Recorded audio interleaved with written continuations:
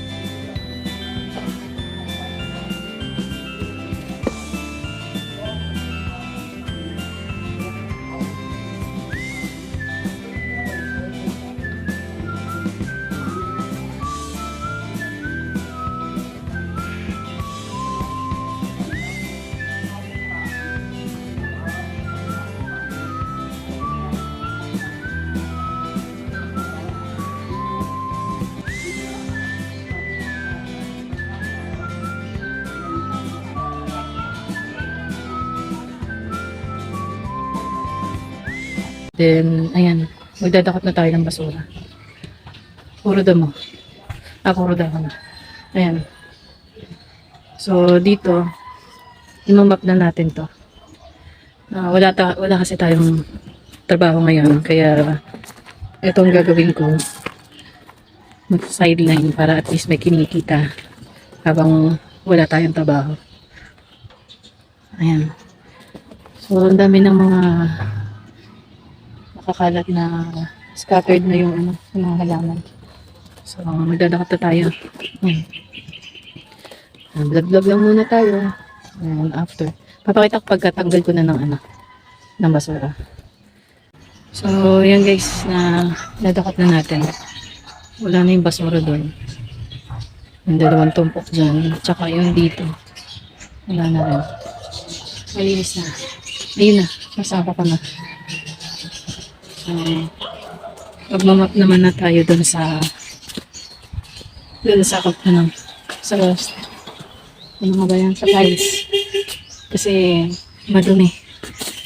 So, yun. Maputik. Pabalisan muna ulit natin para hindi dumikit yung mga dahon-dahon sa map. So, inabot ako ng 1 hour. Ayan, pabis na ako. Exercise na din to. So, hintayin nyo lang po ta magmamap ulit ako.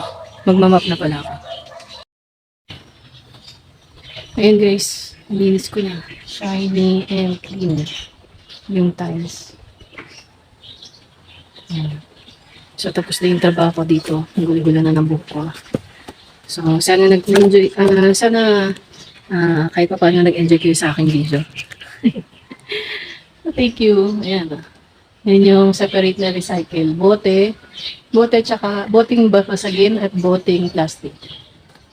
So, ayan. Ibibenta ko. Sayang din kasi. So, yung plywood na mabubulok na, itatapon na natin. Then, yung basura.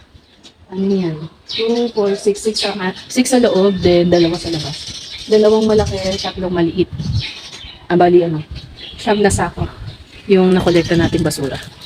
So, ayan. Thank you guys. Sana mag-enjoy po kayo sa aking video. Char.